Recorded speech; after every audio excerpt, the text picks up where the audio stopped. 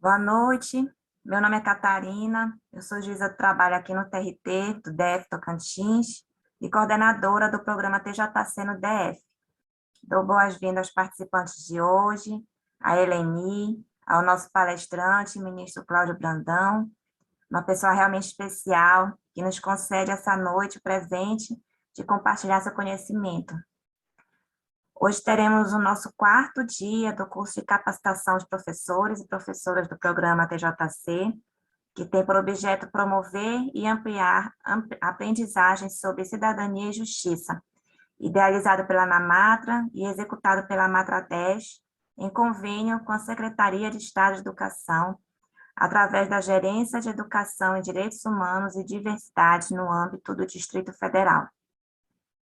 As aulas ficam gravadas na plataforma do YouTube da Matra 10 e aqui ficam registrados conhecimentos que serão eternizados no tempo. Hoje teremos a aula com o tema Sistema Legal de Combate à Discriminação.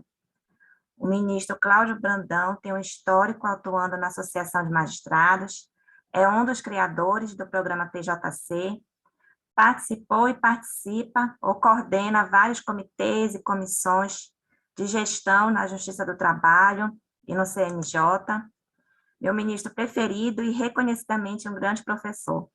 Não tenho dúvidas que será uma noite de muito aprendizado, lembrando que não menos importante é a participação de vocês, professores, a quem agradeço sempre por estar conosco nesse programa. Fique à vontade, professor, agora eu lhe passo a palavra. Muito obrigado, doutora Catarina. Boa noite, senhoras e senhores professores. É um prazer estarmos aqui hoje, nesta tarde, noite, véspera da grande onda de frio, que é o que parece chegará amanhã em Brasília. Todo mundo está assim, em expectativa de como será o dia de amanhã. Eu acabei de ver que já nevou agora de manhã, agora à tarde em São Paulo, na Serra Gaúcha. De fato, o Rio Grande do Sul recebeu hoje um vento muito forte. E as pessoas aqui do Distrito Federal estão querendo saber se amanhã terão que usar galochas para andar na neve ou se permanecerão apenas com os casacos tirados lá do guarda-roupa. Mas brincadeiras à parte, é um prazer estarmos aqui nessa noite para falarmos um pouquinho de algo que, de alguma forma, ou de todas as formas, afeta a nossa vida. Antes de nós começarmos aqui a aula, trocávamos aqui impressões sobre esse programa, não posso deixar de mencionar que para mim é muito prazeroso estar hoje com os senhores e com as senhoras professores e da compreensão, para mim, relevante do papel que a educação desempenha e deve desempenhar, e espero que, de fato, venha a desempenhar na sociedade brasileira. A geração da manhã será aquela que nós conseguimos fazer com que tenha consciência cidadã no hoje. Eu costumo dizer que a sociedade é aquilo que nós fazemos dela. Cada um de nós tem uma importância, tem um papel a desenvolver na sociedade contemporânea que não pode ser relegado a segundo plano. E especialmente, diria muito especialmente, as pessoas que têm o importante, fundamental papel de formar as gerações, de ajudar a formação dos jovens, né, que serão amanhã os juízes, os médicos, os promotores, enfim. Eu estudei em escola pública até recentemente, eu sou do interior da Bahia, sou nordestino, com muito orgulho, e digo que eu saí da Bahia, mas a Bahia não sai de mim, eu levo a Bahia para onde eu for. Sou muito ligado às minhas origens, porque eu acho que você não pode perder as suas raízes de forma alguma, que é o que lhe liga à sua terra, à sua gente, à sua origem e, de alguma forma, ao seu destino. E, por isso mesmo, eu tenho muito orgulho dessa minha condição. E digo isso não para me, enfim, me vangloriar do ponto de vista pessoal, mas para mostrar que, ou tentar demonstrar que foi a educação que me fez chegar até aqui. Eu estudei em escola pública, repito, no interior da Bahia. Recentemente, alguns anos atrás, recentemente não, há uns 8 anos atrás, minha mãe, que ainda mora nesse local, conversando com a professora, a diretora, aliás, dessa escola, ela falou sobre o meu boletim, e aí a professora, a diretora, perguntou se eu não poderia ir lá falar para as crianças. Eu fui na escola, foi bacana ter retornado, não ia lá, sei lá, 50 anos, talvez, sei lá, 45 anos, não sei, acho que 50 anos, talvez, porque eu fiz lá o curso primário. E engraçado que quando eu entrei na escola, eu sabia descrever com detalhes onde era a minha sala, onde era a minha carteira, onde era a cantina da escola. E fui lá falar para os alunos, eles muito orgulhosos de que tinha alguém que saiu daquela escola, do Grupo Escolar João 23, que tinha chegado ao cargo de ministro do Tribunal Superior do Trabalho. O professor dizia, assim, com muito orgulho, que alguém naquela sala um dia poderia chegar aonde eu estava. Eu falei muito sobre isso, sobre o processo de formação, dedicação, esforço, etc. Depois eu fui, enfim, para o colégio estadual da minha cidade, e aí, ao iniciar esse novo ciclo de ensino, no chamado ginasial, né? Não tem mais isso hoje, eu sei, houve um concurso na escola, uma seleção na escola para menor aprendiz do Banco do Brasil, crianças que tivessem até 14 anos, 15 anos incompletos.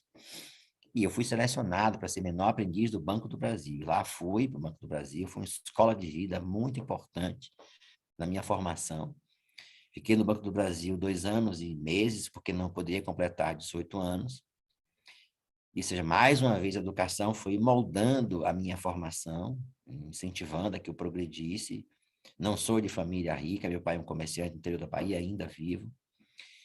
E estudei, portanto, em colégio estadual. Depois, ao chegar no segundo grau, tinha inaugurado um colégio na cidade que tinha um curso novo, porque no interior do Brasil era pedagogia ou era o curso científico, e tinha aberto um curso técnico de contabilidade, de administração de empresas. Era escola particular, eu fiz, então, o segundo grau nessa escola particular, e aí arrisquei no vestibular. Eu queria ser piloto da Força Aérea. Vejam que contradição. Eu me inscrevi já, por correspondência, para fazer o teste na Academia da Força Aérea, que também me inscrevi no vestibular para Direito e Jornalismo.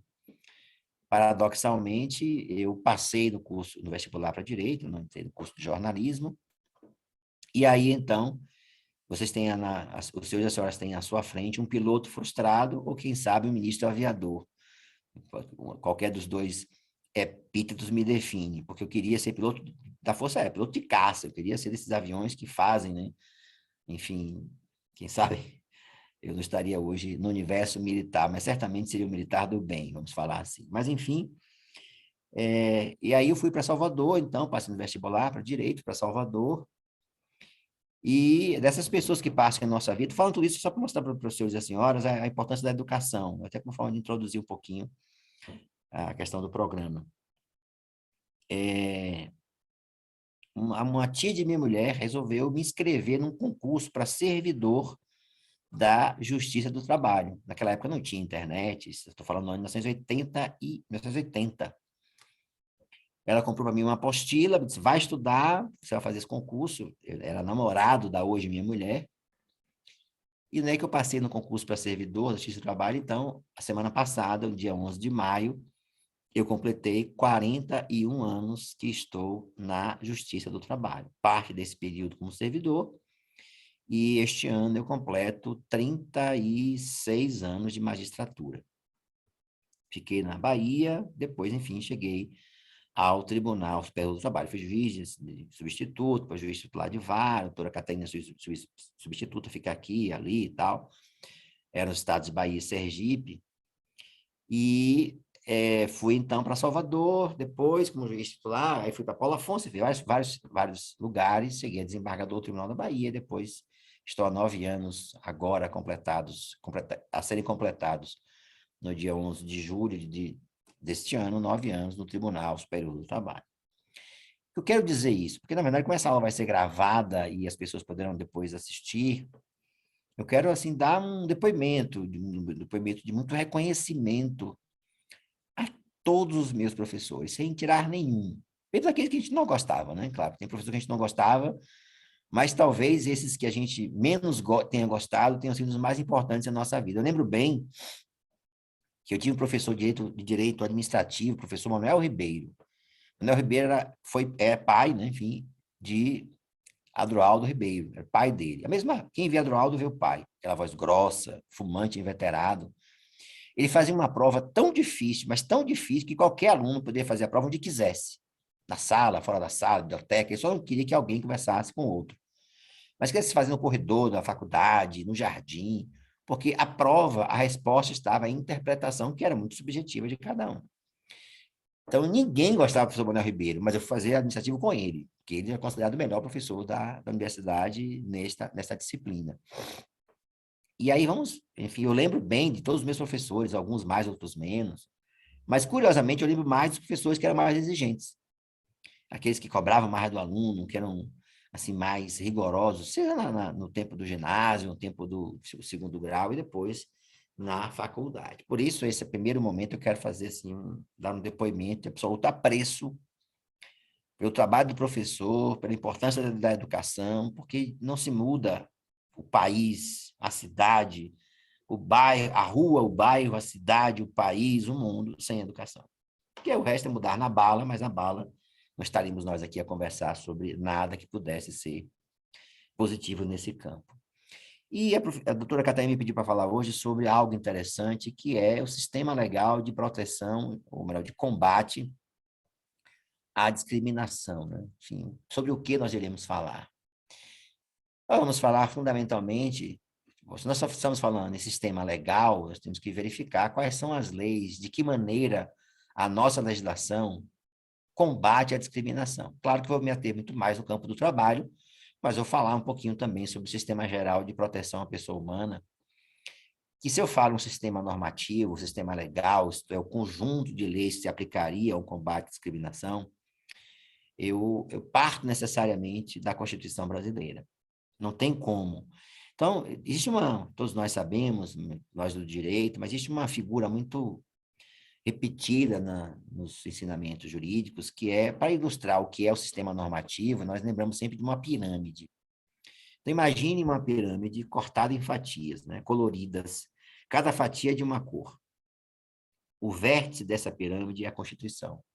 Por que a Constituição? Porque nada está acima dela. Todos nós, todas as pessoas, as normas estão abaixo da Constituição. Então, elaborar uma Constituição é um processo político, democrático ou na guerra. Estamos vendo agora o episódio da Ucrânia.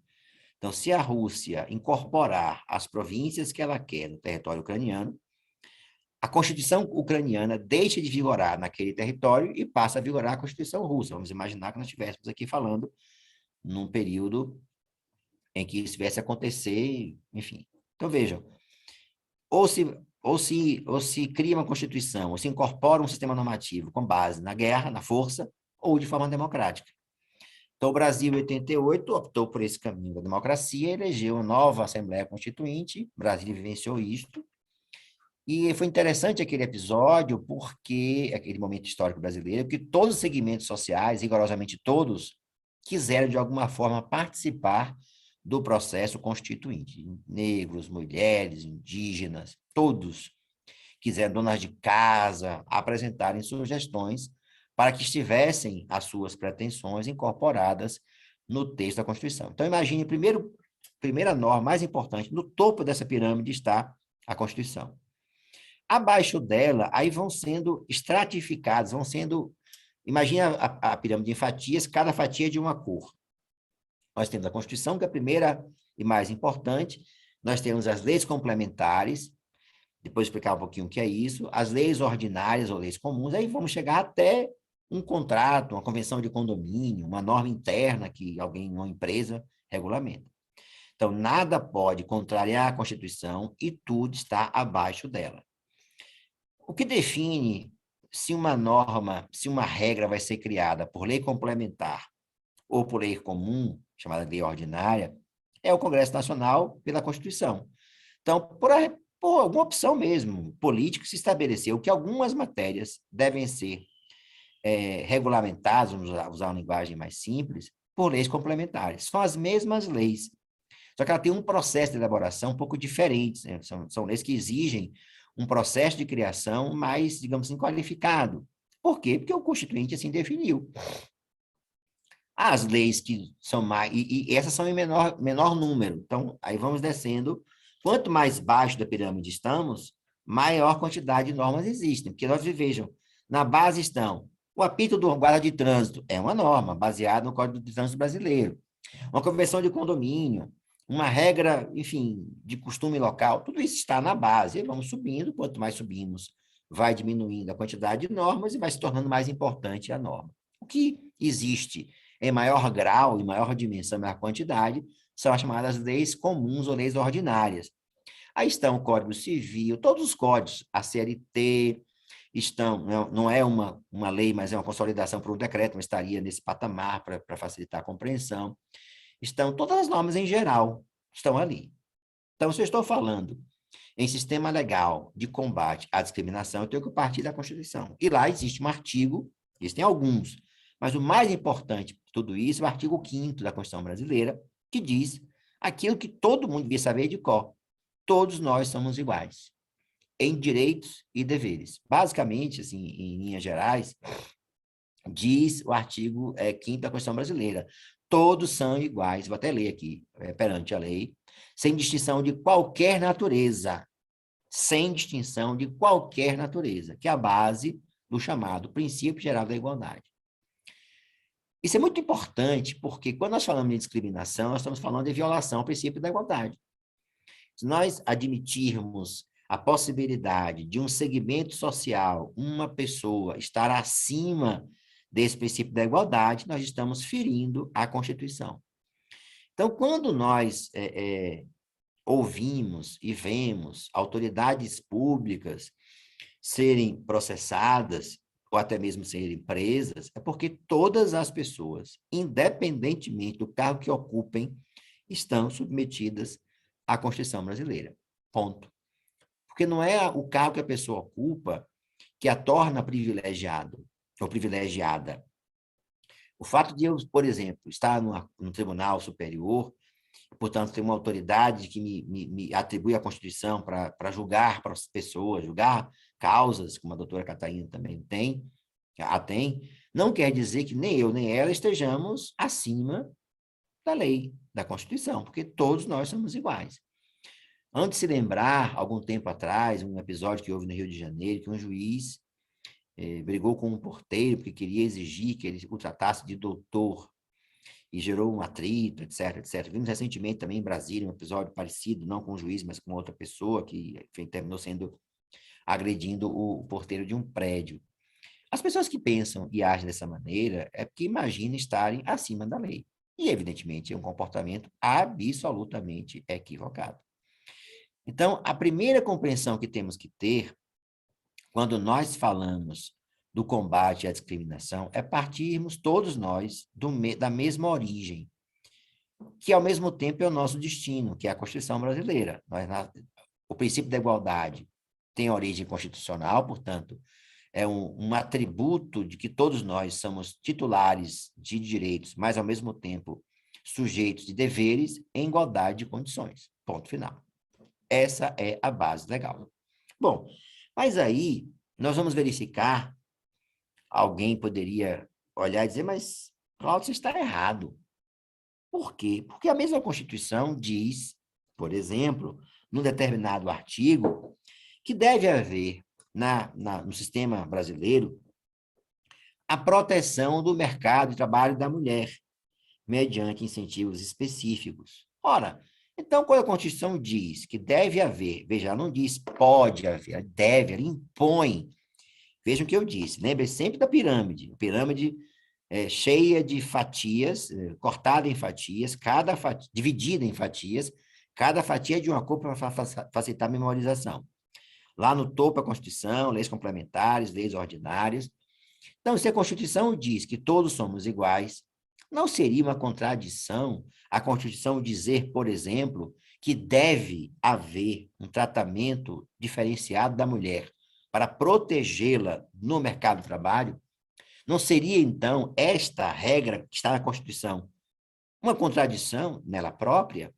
Não seria, até na Constituição, haveria uma norma inconstitucional, que é a norma que contraria a Constituição?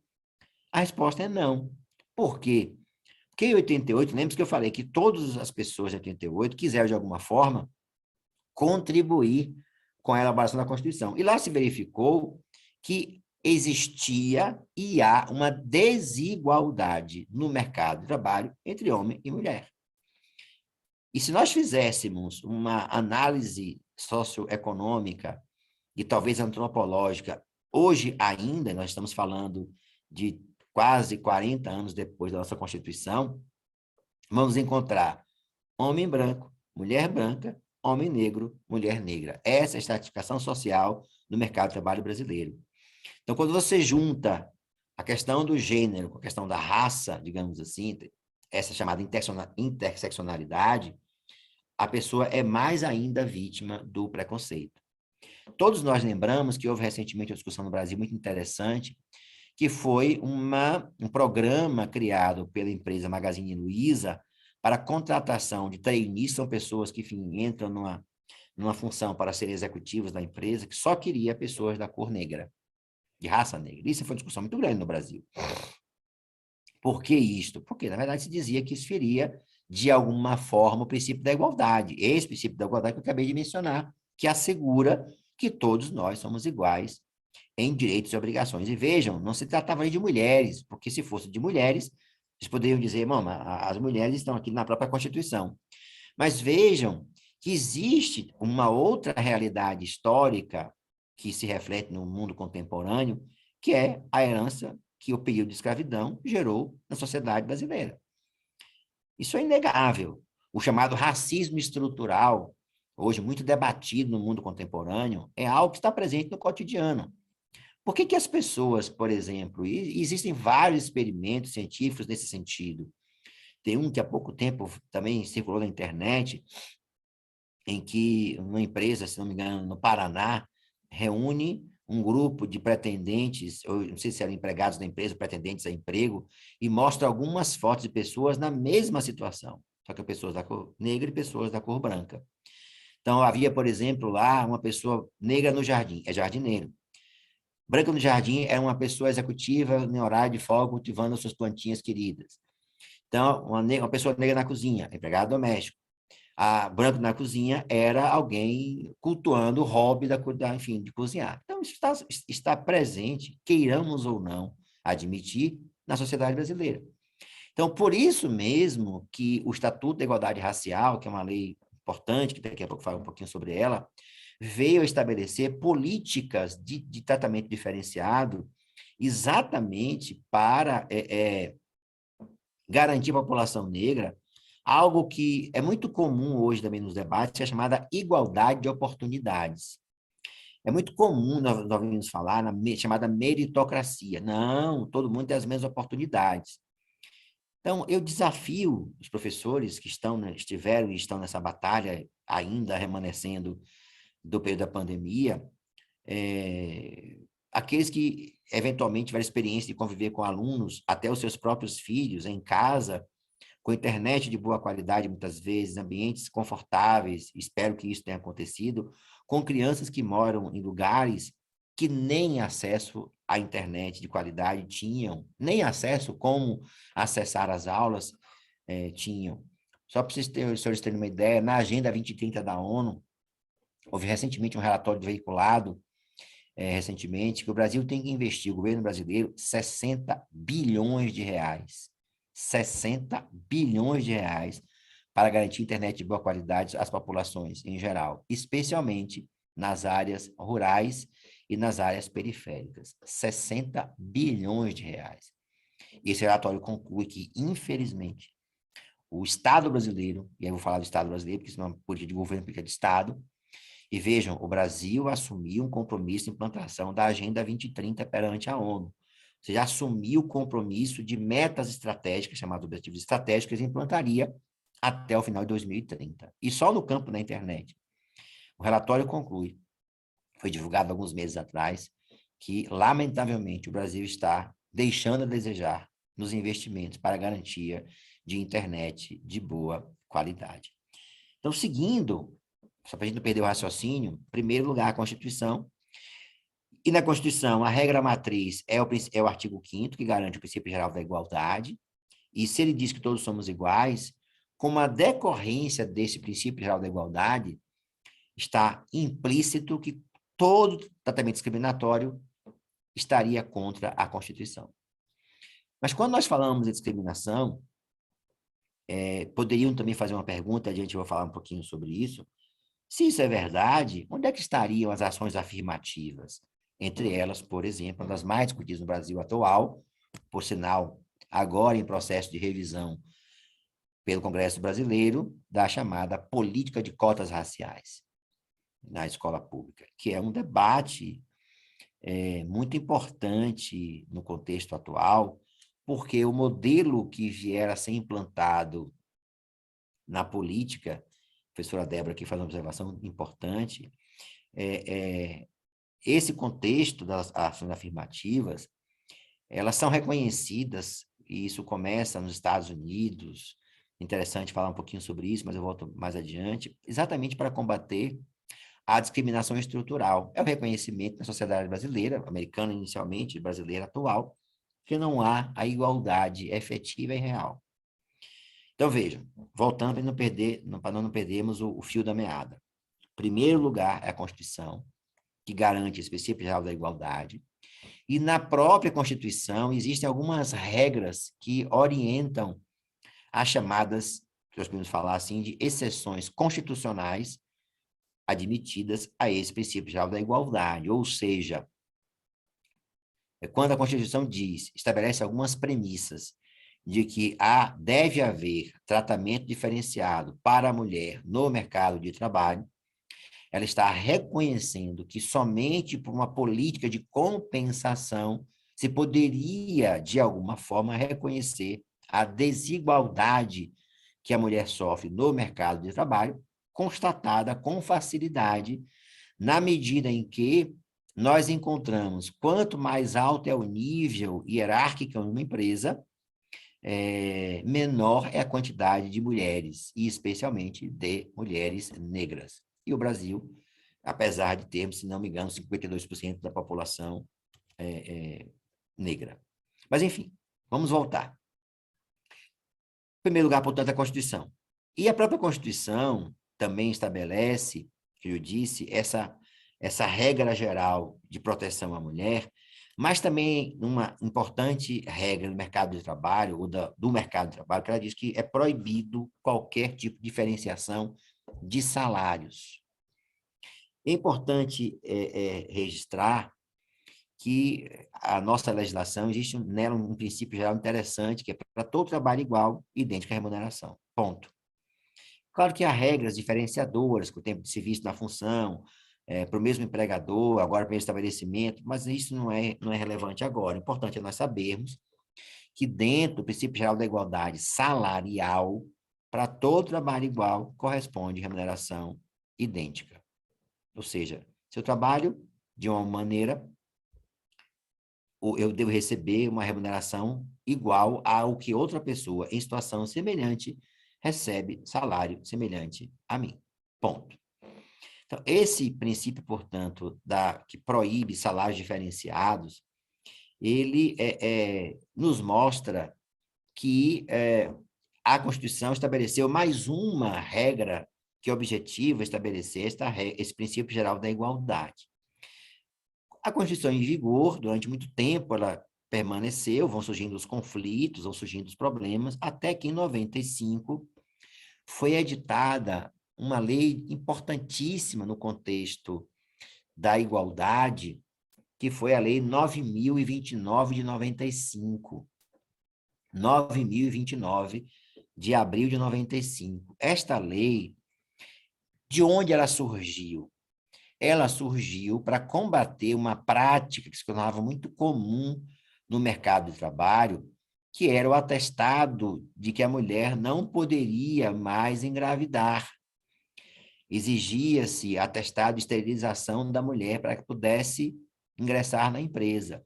Ou um atestado que ela não se encontrava grávida. Isso gerou uma repercussão nacional, que era um absurdo você estabelecer uma regra de contratação de mulheres, exigindo que somente trabalhando naquela empresa, mulheres que, enfim, ou não pudessem mais engravidar, que era o ideal, ou não estivessem grávidas. E esta lei foi criada originariamente para isso, para combater a discriminação que a mulher sofria no processo de ingresso no mercado de trabalho.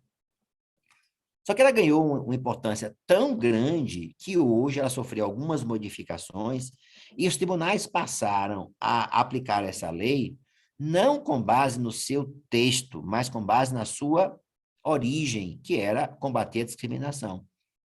Apesar de ela ser dirigida fundamentalmente na sua origem para combater a discriminação que a mulher sofria, com as práticas que, enfim, de alguma forma causavam discriminação para a mulher, do ponto de vista da gravidez, os tribunais passaram a aplicar essa norma nos vários casos em que a mulher é discriminada inicialmente, não apenas de gravidez, mas também, por exemplo, em casos de doenças graves. Nós temos que lembrar o período da AIDS, também foi um momento muito difícil que o Brasil vivenciou.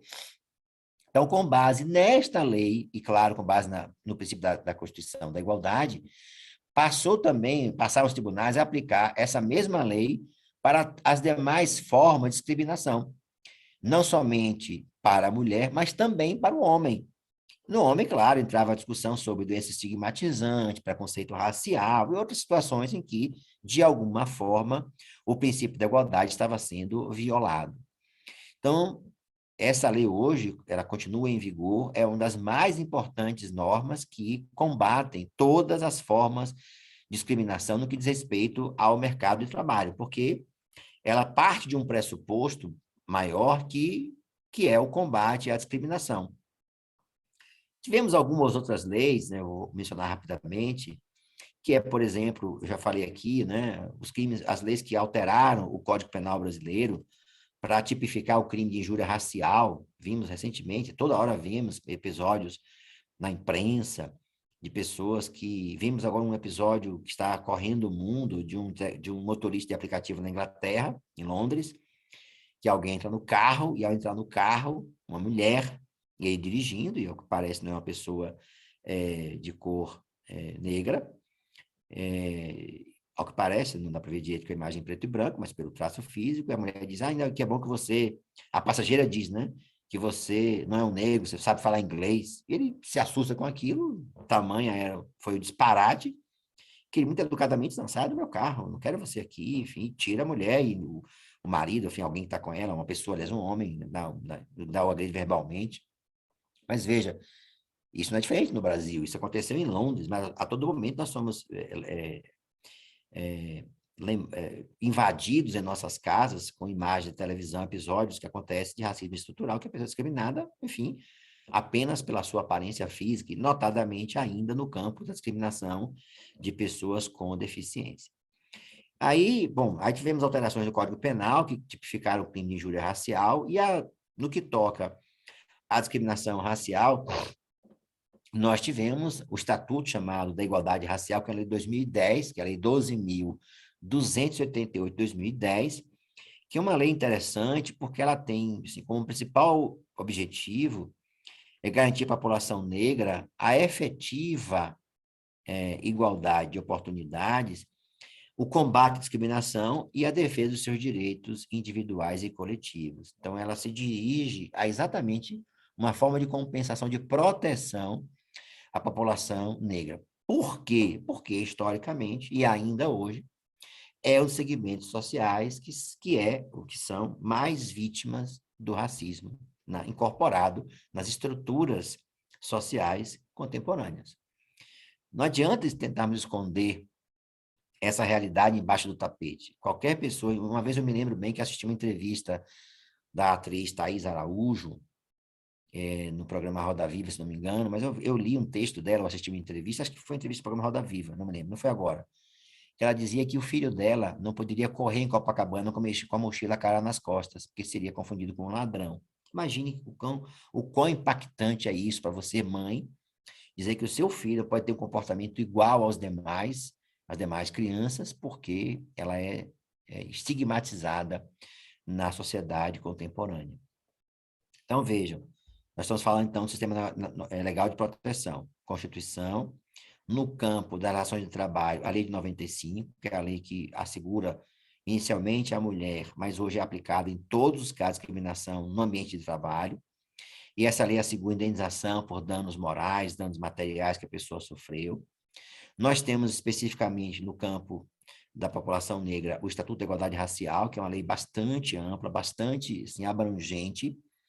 E mais recentemente, no campo da educação, nós temos uma lei de 2003, a Lei 10.639, que embora não tenha uma direção especificamente voltada para a discriminação, ela torna obrigatório a inclusão no currículo oficial da rede de ensino a temática da história da cultura afro-brasileira. Então, isso já é uma mudança do legislador para reconhecer a importância de que sejam formadas as novas gerações nessa perspectiva, com essa visão de uma sociedade inclusiva, plural e diversificada. No campo da discriminação e do combate à discriminação das pessoas com deficiência, nós temos duas leis muito importantes. A primeira delas, na verdade, não é uma lei, é a Convenção da ONU dos Direitos das Pessoas com Deficiência.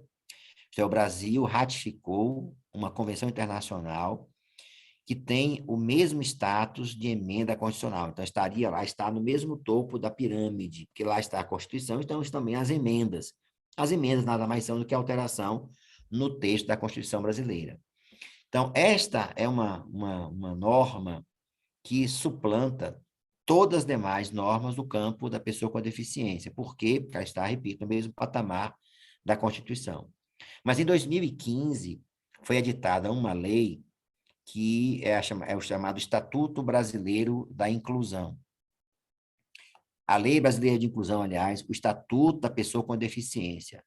Lei Brasileira de Inclusão ou Estatuto da Pessoa com Deficiência, que é a Lei 13.146 de 2015.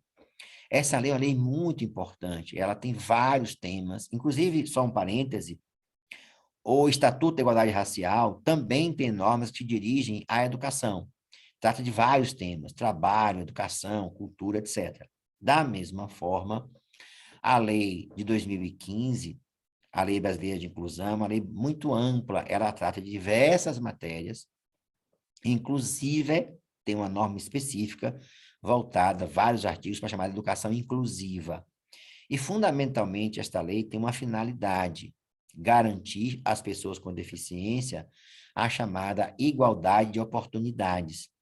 Ela inova bastante. Hoje, por exemplo, não se deve falar mais pessoa portadora de deficiência. Isso é um erro. Porque o que é portar algo? Estou portando um copo de água. Eu levo comigo um copo de água. Por sinal, só uma licencinha. Eu porto uma caneta. Eu porto um telefone. Então, na verdade, houve um debate muito grande na ONU por ocasião da aprovação dessa convenção, que começou a vigorar em 2006 e o Brasil ratificou em 2009, que foi quanto à terminologia, que havia debate sobre isso e se concluiu que hoje é uma expressão mundialmente aceita que o nome correto é pessoa com deficiência. E por que isto? Porque ela se encontra com dificuldade de exercer os seus direitos em condições de igualdade com as demais pessoas. A ideia era que a deficiência não é algo de natureza médica. Durante muitos anos, se criou a compreensão do chamado paradigma médico da deficiência. Então, a deficiência é vista como um defeito. A deficiência é vista como uma anomalia, como uma imperfeição. Claro que se nós fôssemos apurar, viria da Grécia, daquele culto do homem belo, do corpo perfeito. Não sei se a senhora sabe, mas na Grécia Antiga, uma criança, quando nascia com deficiência, era jogada de um penhasco, porque era alguém que não podia conviver socialmente, porque o homem grego, eu não digo a mulher grega, eu digo um homem grego, era cultuado como símbolo da beleza, o corpo perfeito, etc. Então, essa ideia do corpo perfeito, isso foi introjetada na sociedade mundo afora durante séculos. Então, havia, inclusive, essa ideia de que pessoa com deficiência deve ser excluída da vida em sociedade. Daí os manicômios. Hoje não há mais, ou não deve haver mais manicômios.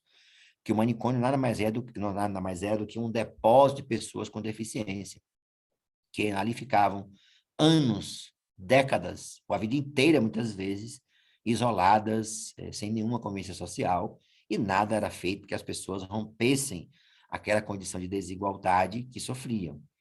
Hoje, com essa convenção de 2006, que o Brasil ratificou em 2009, alguém disse que travou. Estou me ouvindo bem? A professora Débora. Para mim não Professora travou, Débora, não. eu acho que é a sua conexão. Acho. Então, vou seguindo devagarzinho, esperando que a senhora destrave. Então, vejam que coisa interessante. Então, nesse período de debates, foi um período, é a primeira convenção do século XXI em direitos humanos. É uma convenção mais importante de direitos humanos nos últimos anos da ONU.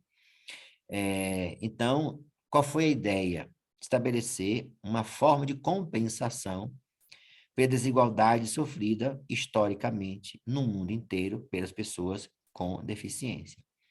Então, essa norma, esta lei, a lei chamada Lei Brasileira de Inclusão, ela é muito interessante porque ela, por exemplo, estabelece que não pode haver a exclusão do jovem, da criança, do ambiente em sala de aula.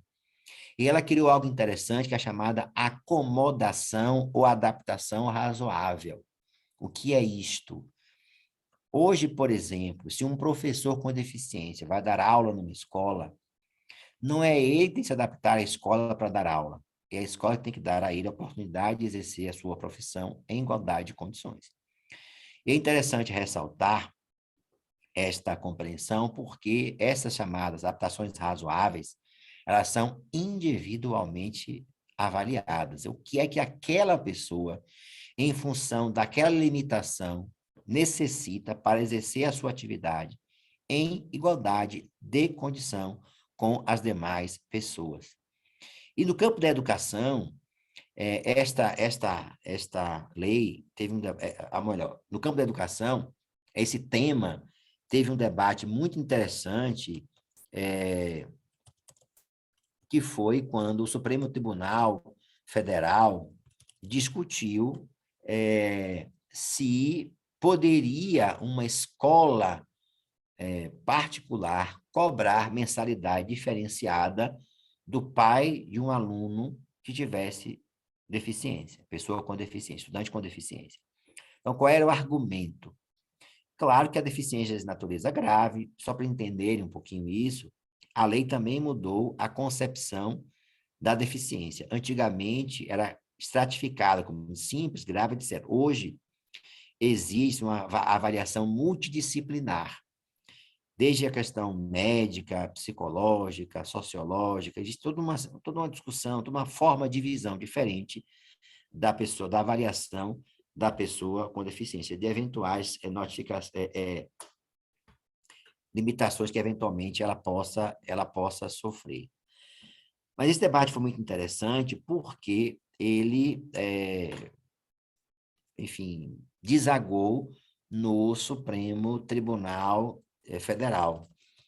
E a discussão era o fato de a escola querer cobrar mensalidades diferentes não fere o princípio da igualdade, porque, veja, a discriminação aqui é quando você não estabelece uma forma de proteção à pessoa com deficiência que tem mais limitações do que as pessoas que aparentemente não a possuem.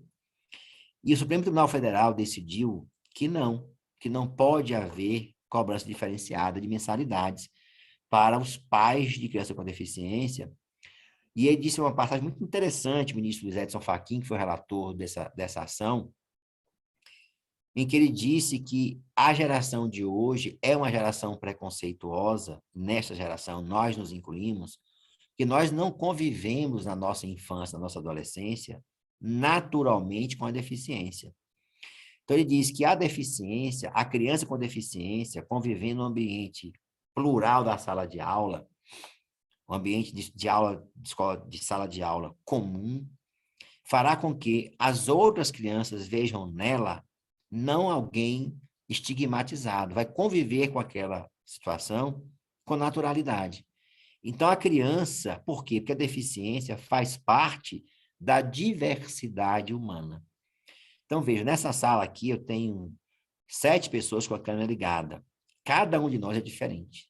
Cada um de nós tem uma singularidade, uma cor, uma cor de cabelo, uma compleição física, enfim, todos nós somos únicos e por isso mesmo somos diferentes.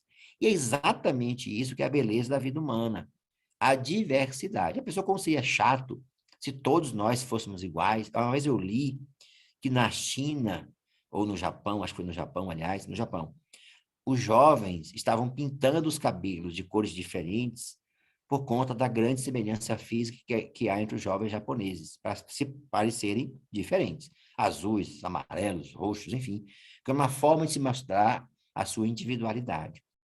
Então, essa decisão ela foi muito importante por isso, porque não porque proibiu simplesmente a cobrança diferenciada de mensalidades, mas o que está embutido nela, que é exatamente a consagração do direito de igualdade ou a igualdade de oportunidades para a pessoa com deficiência, para o jovem com deficiência. Porque, claro, imagine um pai que não pudesse eventualmente pagar uma mensalidade diferenciada para ter um tratamento, uma estrutura adequada para aquela criança com deficiência na sua escola. Ela, evidentemente, não teria acesso ao mesmo nível de ensino que naquela comunidade as demais crianças possuíam e possuem, e, consequentemente, já seria, por si só, estigmatizada. Então, esta lei, repito, a Lei Brasileira de Inclusão, é uma lei que trata fundamentalmente do direito à igualdade e do combate à discriminação da pessoa com deficiência. Ela é muito importante por isso, porque estabelece um princípio geral de que não pode haver, senão para privilegiar, compensando as desigualdades naturais e as dificuldades naturais, fruto da sua limitação, que eventualmente passe uma pessoa com deficiência. Então, vejam, nós temos no topo a Constituição, voltar, e várias leis que estabelecem tratamentos diferenciados, podemos dizer, privilegiados. E aí vocês poderiam me perguntar, mas essas leis não seriam constitucionais? A resposta é não.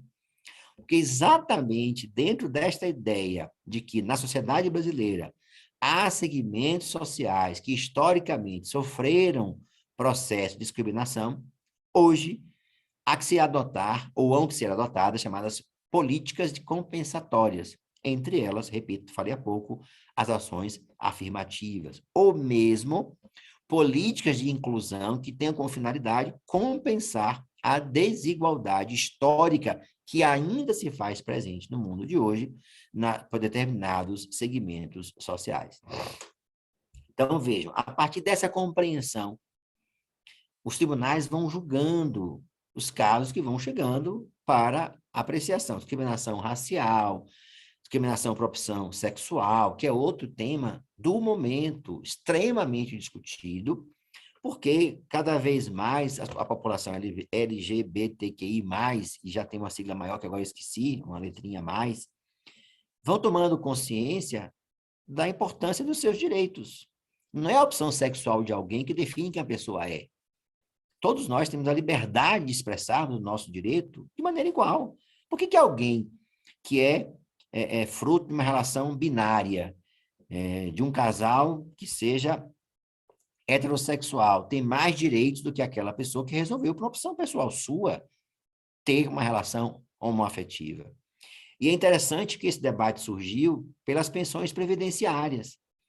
Esse debate surgiu antes de qualquer norma, que foi exatamente com base no princípio da igualdade. O que acontecia? O que aconteceu? Vários casais homossexuais conviviam durante anos e formavam patrimônio, adotavam filhos quando isso se tornou possível, e havia grandes problemas de divisão de herança, de divisão especialmente de pensões que eram deixadas pelo falecido cônjuge, e aquele que era casado, enfim, numa relação afetiva, não conseguia receber a pensão, porque a Constituição diz que a família é fruto de uma relação entre homem e mulher. Então, se nós lermos o texto da Constituição, vamos ver lá que é homem e mulher. A Constituição não pode ser um texto morto, um texto estático. A Constituição é algo vivo, ela tem que ser atualizada. Veja, quando eu falo em atualizar a Constituição, não estou dizendo, e quero deixar isso muito bem claro, que nós estamos, assim, pregando que as pessoas possam desobedecer à Constituição brasileira. Não é isto. É ao contrário. É compreender que no mundo de hoje não tem mais lugar a sociedade formada desta... Obrigado, doutora, professora Maria, que me socorre. Mas acho que tem mais uma letrinha aí, viu? Acho que tem mais uma letrinha, acho. Não tenho certeza. Então, vejam, nesse período que a Constituição foi sendo aplicada, nesses quase 40 anos, foram surgindo realidades, aí, ó, LGBTQIAP+. Então, nós vamos vendo esses conflitos chegarem, e quando chegam, o juiz tem que dar uma solução, não pode dizer, não, volte para casa, que eu vou pensar e vou esperar que o Congresso Nacional legisle. Não, o juiz tem que resolver. E resolver como? A partir da Constituição, entendeu, num belíssimo julgamento do ministro Carlos Aires Brito, do Supremo Tribunal Federal, que família hoje não define, a definição de família não está atrelada à relação binária. Família é amor, é sentimento, é comunhão de vidas. E comunhão de vidas pode estar presente numa relação homoafetiva, independentemente de qualquer laço que se estabeleça do ponto de vista formal e material. Família não é casamento material. Família é sentimento, é convivência, é afeto, é doação, é companheirismo. E o Supremo disse que tinha que ser reinterpretada a Constituição, e onde se lê homem e mulher, leia-se qualquer relação que tenha como base esses valores que acabei de mencionar, e isso gerou todo um debate que depois hoje já é norma, isto é, provando a relação afetiva, a relação de união estável, tem direito à pensão e, claro, patrimônio e guarda de filhos, que hoje já, talvez o impacto que causou a decisão do Supremo, quando ela foi proferida décadas atrás, hoje já ninguém mais fala sobre isso. Fala quando há alguém que é espancado, alguém que é maltratado, alguém que é agredido, por simples fato de ter uma opção sexual não correspondente à relação binária que todos nós, na sua maioria, estamos enfim, na maioria da sociedade brasileira, cultua, enfim, nem cultua, adota e vive. Então, isso também tem como base o princípio da não discriminação. Então, vejam, e outro ponto também interessante, e já vou encaminhando para o final, para deixar para algum tempo aqui para as perguntas, a professora Débora também aqui faz uma contribuição interessante, que ela relata, inclusive, preterição com currículo melhor. Isso é muito comum. É muito comum as pessoas disputarem postos de trabalho mais importantes nas empresas, e o que determina a ocupação não é o currículo, não é a seleção objetiva. Há estudos interessantes hoje nos Estados Unidos mostrando, por exemplo, que aquelas seleções feitas a partir de equipamentos e, enfim, algoritmos com base em inteligência artificial discrimina negros, discrimina mulheres. Tem vários experimentos muito interessantes sobre isso, mostrando, por exemplo, que não se pode estabelecer uma seleção por um critério que seja idealizado por esse algoritmo que vai discriminar a partir de um elemento de discriminação que ele adote. Mas eu dizia e quero destacar que outro campo também muito interessante, combate à discriminação, que não existe lei sobre isso, mas essa mesma lei de 95, que é utilizada de forma ampliativa, que é a proteção contra a discriminação das chamadas doenças estigmatizantes. O que é uma doença estigmatizante? É aquela que causa preconceito. Então, hoje, por exemplo, só para muito assim, falar de algo muito comum, se alguém espirrar perto de nós, a gente olha assim meio que do lado, assim, já olha com certo cuidado. Se não tiver máscara, então, já vai afastando. Se tocar em você, você já vai ficando assim meio que... Por quê? Porque é o receio natural que nós vivemos, o episódio não muito distante, a Covid-19. Todos, vivenciamos? Não, estamos vivendo. Todos nós, de alguma forma, estamos a conviver com o luto, mais próximo ou mais distante. Ou de pessoas amigas, ou de parentes, ou de companheiros, enfim, da nossa comunidade, que sucumbiram na Covid-19. O Brasil hoje completou 655 mil vítimas da Covid-19. Imagine, quase 1 milhão de pessoas morreram. E fora as situações de internamento, de convalidação das lesões que essa doença causou, pessoas que ficaram incapacitadas. Então, a doença estigmatizante é aquela que, de alguma forma, causa preconceito e causa, portanto, estigma. Então, aquela lei de 95, que eu me referi há pouco, ela tem sido utilizada para a proteção de todas aquelas pessoas que têm um estigma provocado pela doença. Exemplo, câncer. E houve um debate no tribunal muito interessante há pouco tempo atrás sobre o câncer de mama, se causava ou não estigma. O tribunal reconheceu que o câncer de mama é do estigmatizante. O câncer causa estigma. O que quer dizer isso? A pessoa é vista como de maneira diferente pelos seus colegas. E às vezes até a título de pena, de dó, de piedade, que é sentimento que a pessoa despreza.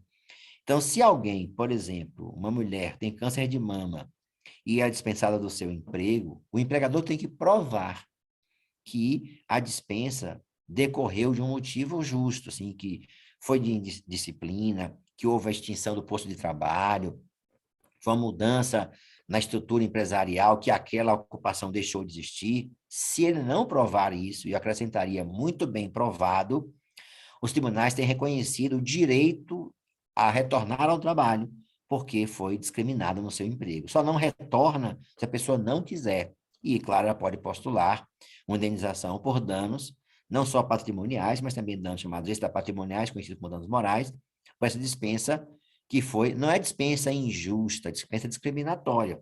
Por quê? Temos vários casos de pessoas em convalescença, em tratamento médico, e isso resultou fundamentalmente da AIDS. Essa compreensão de que doenças há que causam estigmas resultou na sua origem da AIDS. A AIDS era uma doença que causava muito preconceito.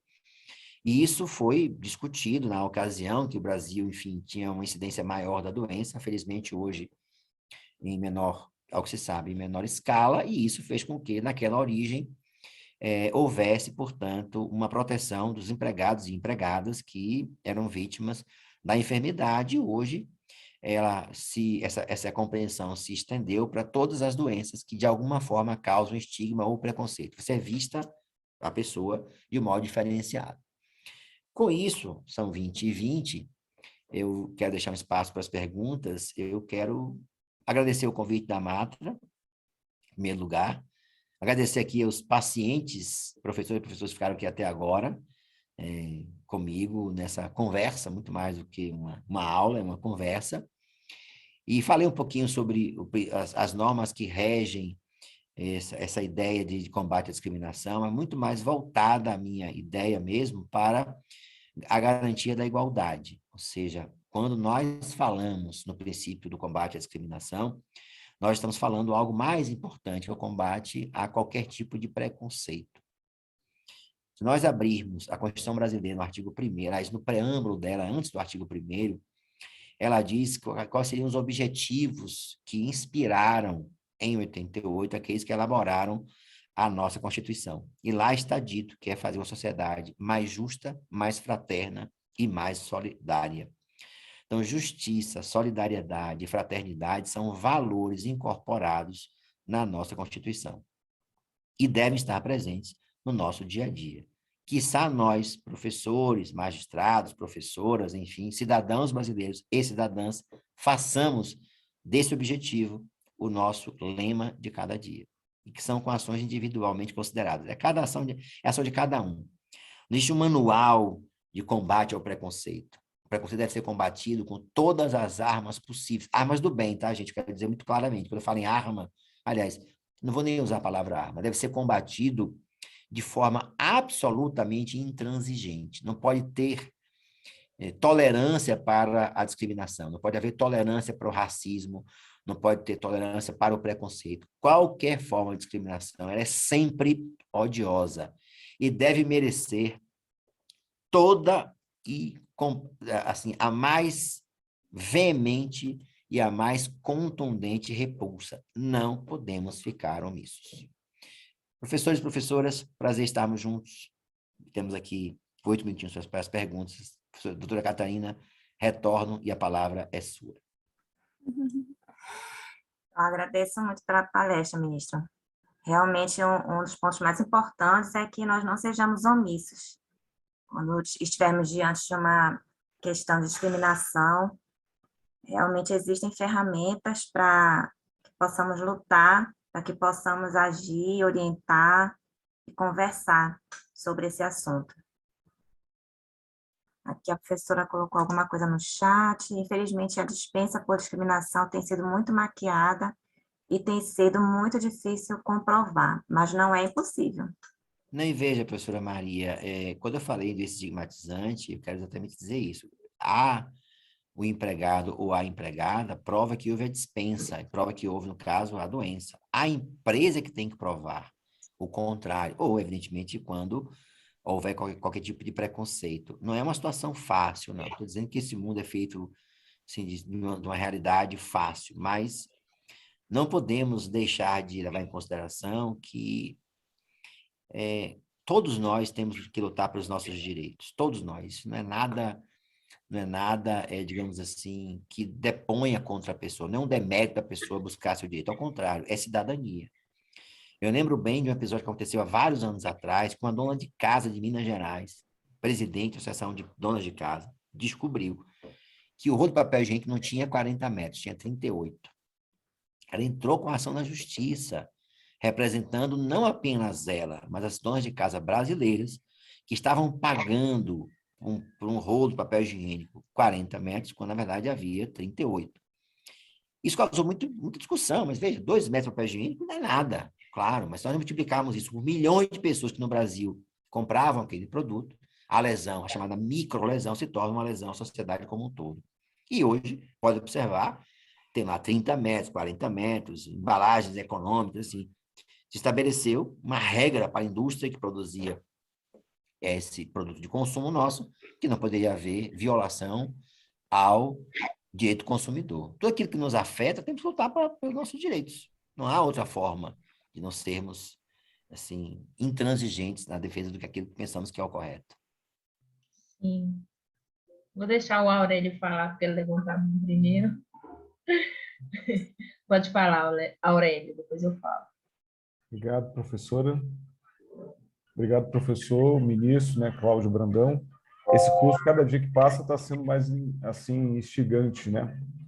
E na sua fala, desde o início lá da sua fala, quando o senhor falou do projeto, né, do curso, me veio à mente várias situações. E, mais especificamente na fala agora sobre a questão da discriminação, me fez lembrar de uma situação que aconteceu essa semana na escola que eu trabalho. Eu trabalho numa escola de ensino médio aqui em Brasília, que fica na Ceilândia. Não sei se o senhor conhece essa região administrativa. Nessa escola aconteceu, eu sou professor de filosofia, e aí os alunos tiveram a liberdade de falar de uma angústia deles. E aí, qual que era a angústia? Essa turma, a turma do terceiro A, nós temos 13 alunos que têm um tipo de deficiência. Ou é auditiva, ou é um transtorno. Então, assim, nós temos uma turma que é uma turma reduzida, mas que tem praticamente mais da metade dos alunos são algum tipo de deficiência. E aí os alunos me reportaram uma questão que eles estavam sentindo, que eles falavam que eles andando nos corredores, os próprios colegas da escola falavam que aquela turma era a turma de especiais, que esse termo já nem se usa mais, né, na linguagem. E aí, e por acaso, aconteceu que um professor, um colega professor, falou, acho que ele não com essa questão cultural aí ainda em processo de transformação, falou usou essa mesma linguagem. E aí eles meio que chamaram a atenção do professor e aí isso deu uma reunião na escola. Então, a discussão e aí eles chegaram para conversar comigo para falar que eles queriam fazer algum projeto que pudessem fazer com que todos os alunos pudessem participar, de entender que eles não são especiais, mas que eles que eles têm uma deficiência, mas que essa deficiência não exclui do convívio social. Eu achei bacana essa iniciativa dos alunos, mas eu, ao mesmo tempo, fiquei triste porque eles perceberam uma situação de exclusão dentro da própria escola, que é uma escola inclusiva. E aí o senhor falou muito da questão da Constituição, quando falava da questão de tratamentos diferenciados. E eu lembrei de um autor norte-americano chamado John Rawls, e onde ele apresenta um conceito chamado equidade. A Constituição brasileira, ela tem como referência esse conceito, a justiça pautada na equidade?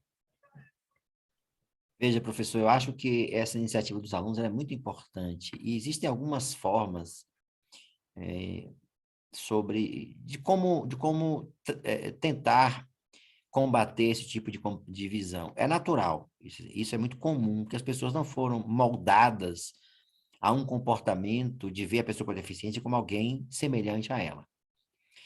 E eu acho interessante, por exemplo, se aproveitasse esse momento agora, fazer um grande debate na escola sobre isto. Quem é a pessoa com deficiência? Aí pegasse o avô daquela pessoa, o pai, a mãe, e pegasse exemplos que uma das formas de demonstrar a inclusão é ilustrando com exemplos de pessoas que conseguiram destaque no mundo, embora fossem pessoas com deficiência. Steve Hawking, o maior cientista do mundo, morreu com esclerose múltipla e era pessoa com deficiência. Beethoven era surdo, fazer um trabalho assim, de conscientização para mostrar, por exemplo, que a deficiência que alguém eventualmente possua é inerente à condição humana. Assim como, por exemplo, alguém tem mais cabelo, menos cabelo, é mais baixa, mais alto. Trabalhar com essa ideia de diversidade, que a igualdade é fruto da diversidade. Tratar diferente é tratar igual, mas tratar diferente é tratar igual, vírgula, quando a pessoa tem um débito, um crédito da sociedade historicamente considerada que a legislação estabelece a proteção. Então, a ideia de equidade, essa ideia de justiça por equidade, ela inspira a criação da norma, evidentemente, né, dentro dessa ideia de justiça, mas quando nós falamos em divisão equitativa de bens ou de criação de tratamento diferenciado, nós temos sempre que nos lembrar que muitas vezes o equitativo está no diferente. Então, por exemplo, a lei estabelece que a pessoa com deficiência ou a pessoa de origem negra tem direito a cotas, como tem, por exemplo, as empresas acima de 100 empregados têm que estabelecer uma cota de pessoa com deficiência, é exatamente para compreender que é uma forma de inclusão baseada numa dívida histórica com esse segmento social. Então, eu acho que esse momento é um momento de a escola aproveitar essa oportunidade, fazer um grande debate, assim, chamar todo mundo, não apenas esta sala, chamar toda a escola, para debater a inclusão de pessoas com deficiência como um processo democrático e vivência em sociedade. Porque só convivendo com o diferente para compreender que a diferença faz parte do igual. Então, e esse é um momento importante porque os alunos sentiram a necessidade de abrir o debate porque foram vítimas do preconceito, que tudo isso está embutido em um preconceito. Então, esse é um momento assim, muito importante para abrir o debate. Tem muita gente que fazem trabalhos, pessoas que fazem trabalhos muito importantes nesse sentido. Para vocês terem ideia, o Brasil tem uma padaria, em Sorocaba tem uma padaria chamada Padaria Real. Essa padaria ganhou um prêmio da ONU, entre as 500 empresas do mundo de inclusão. Ela ganhou um prêmio na ONU, o proprietário foi lá receber esse prêmio.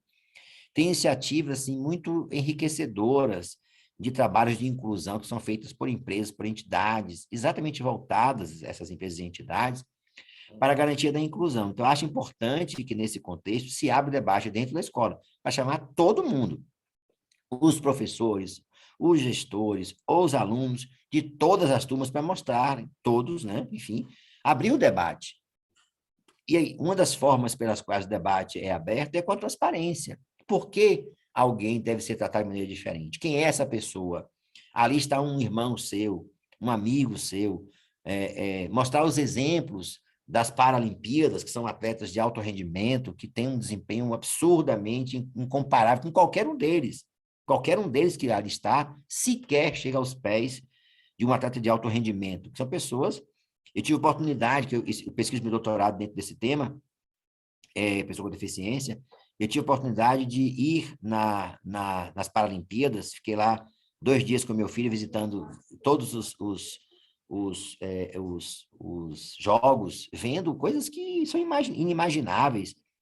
Um atleta chinês que não tem braço nem perna, só tinha cabeça e tronco, o sujeito nadava com velocidade absurda, que nem eu, com minhas 4 pernas, meus 20 braços, chegaria a nadar metade do que ele nadava. Então, eu acho que é um trabalho, o momento é muito importante, eu acho que o professor devia aproveitar esse momento para abrir o debate na escola, envolvendo todo mundo, não apenas esta sala, mas por que essa sala está sendo discriminada?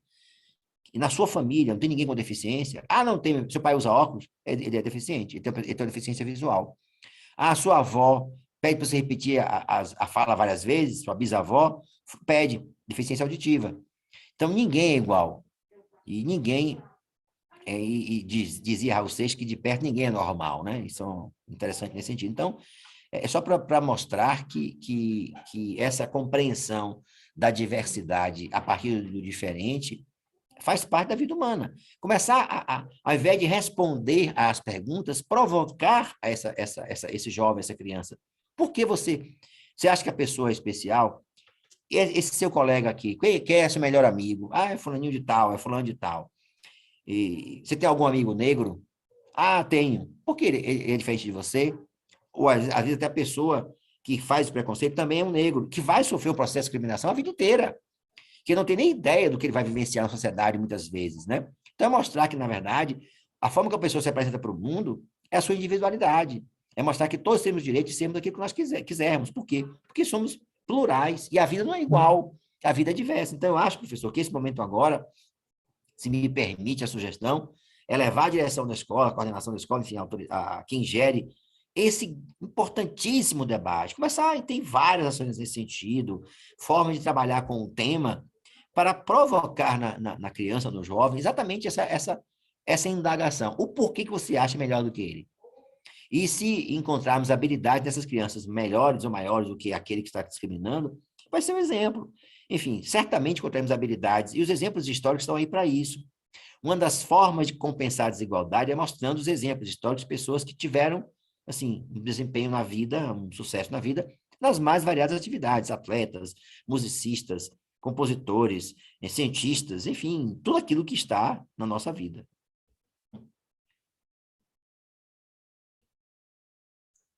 Temos agora a professora Maria também levantou a mãozinha. Eu preciso daqui a pouco me ausentar, gente. Tenho um compromisso, eu estou atrasado aqui. Vou precisar mais 5 minutinhos, assim, porque eu gosto de falar. Então, aí eu fico falando, eu digo que tenho que sair, mas estou falando aqui. Vou ser breve.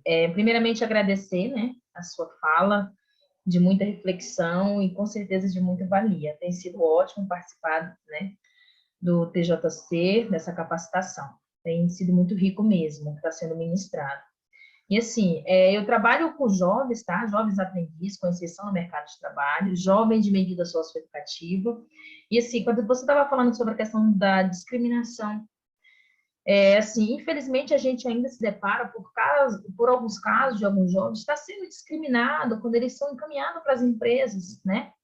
Mesmo tendo a cota, mesmo tendo a lei da aprendizagem, mesmo tendo o ECA, mesmo tendo a Constituição para amparar também esses direitos, né?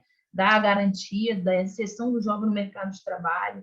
Então, assim, eu acredito que precisa de mais, né, investimento, de mais pessoas, de um olhar maior para esse determinado público, né? Porque, assim, infelizmente, foi por isso que eu falei, ainda é muito maquiado, muito, assim, que nem a Catarina falou, né? Não é difícil, tem como comprovar. Mas, infelizmente, ainda existem muitas falhas nesse processo, né? Eu vivenciando a situação de alguns jovens meus, o que eles passam de preconceito, de discriminação, não vou dizer todos, mas em determinadas empresas, um determinado funcionário, num determinado órgão público, existe sim essa discriminação, né? Não só desse público, mas você falou do negro, da menina, da mulher, e tem, né? E quando você falou em questão para o Aurélio trabalhar o debate, eu acho super válido, porque me fez recordar uma situação que, inclusive, eu fui debater com os meus jovens em sala. Porque, assim, a maioria das pessoas, pelo menos eu pude perceber, dos meus jovens, eles têm muito, não só preconceito, mas eles têm uma resistência quando se fala em cota racial. Só que eu pude vivenciar, conversando com eles, que a resistência deles maior é por não entender o intuito da cota. Por que a cota existe? Né? Que nem eu falei para eles, eu gostaria muito que a cota não existisse, que realmente tivesse igualdade, que fôssemos tratar, que todos nós, né, tivéssemos o mesmo tratamento. Mas, infelizmente, não é assim que funciona. O racismo, ele existe, ele é presente em nossa sociedade, gostando a gente ou não. Então, assim, eu tive a oportunidade de explicar um pouco para eles, através de um debate, de uma roda de conversa, o que seria a cota racial e por que ela existe no nosso Brasil.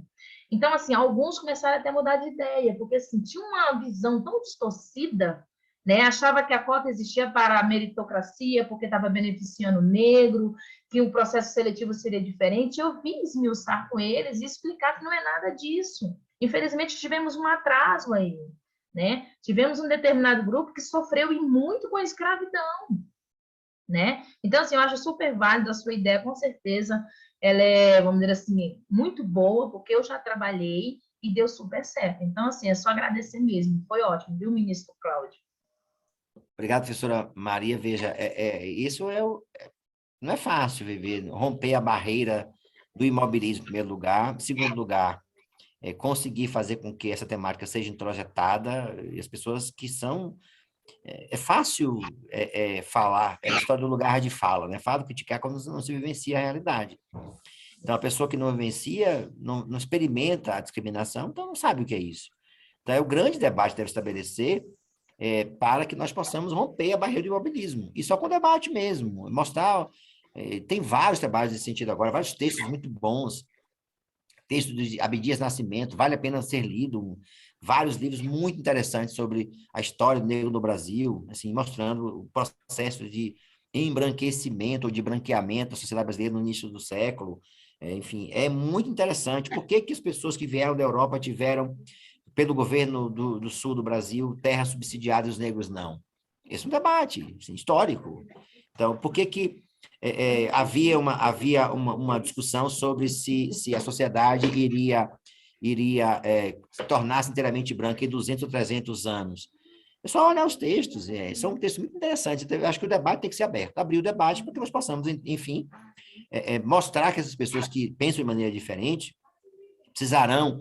Eu me lembro bem que uma vez eu fui num açougue, e lá eu cheguei muito cedo, que bacana, então eu vou terminar de ver esse filme amanhã, não vou ver hoje porque eu tenho muito o que fazer, mas estou aqui na metade aqui do filme, achei muito interessante esse filme, me lembrei dele porque eu estou vendo aqui o filme. E o açougueiro pegou assim, um pedaço grande do animal, do boi, e foi ali tirando, e eu vi com a habilidade que ele manuseava a faca, em pouco tempo já tinha lá os cortes todos, eu disse, meu Deus do céu, se eu fizesse... me desse essa faca com curso na faculdade, eu jamais faria com aquela habilidade que ele fez ali. Então, mostrar a beleza que é o trabalho humano nesse contexto. Então, acho que a diversidade é o debate. Hoje, ninguém pode se manter naquela ideia de conviver num mundo que não seja plural, porque a sociedade é plural. Queridos, vou precisar liberar o ministro agora. Ministro, com toda a minha sinceridade e gratidão, quero agradecer pela sua disponibilidade. Eu sei que foi de coração e pelo respeito que o senhor tem pelo nosso TJC. Foi incrível a sua participação. E a de Doutora todos Catarina, pode marcar outro dia que eu volto. A gente marca umas 3 horas, a gente fica conversando aqui até o dia amanhecer. Abre aqui uma água, toma um cafezinho, vai conversando. Porque hoje, infelizmente, eu tenho um compromisso. Eu já mandei aqui mensagem. Estou chegando, né? Chegando virtual. Estou chegando e tal, não sei o quê. Conexão aqui. Estou dando umas desculpas aqui para o pessoal, mas eu já estou passando por mentiroso. Não queria fazer isso. Grande abraço a todos. Boa noite, professores, professoras. Tenham a minha admiração e o meu respeito. Grande abraço. Boa noite, muito obrigado. Boa noite. Boa noite. Pode Boa marcar noite. outro dia, viu? Para continuarmos a conversa que eu virei. Tá certo. Boa noite Pedir a licença para me todos. ausentar, tá, gente? Com licença. Boa noite, pessoal. Saúde. Até semana que vem. Boa Obrigada. noite, obrigada, ministro. Obrigada a todos. Ótima palestra.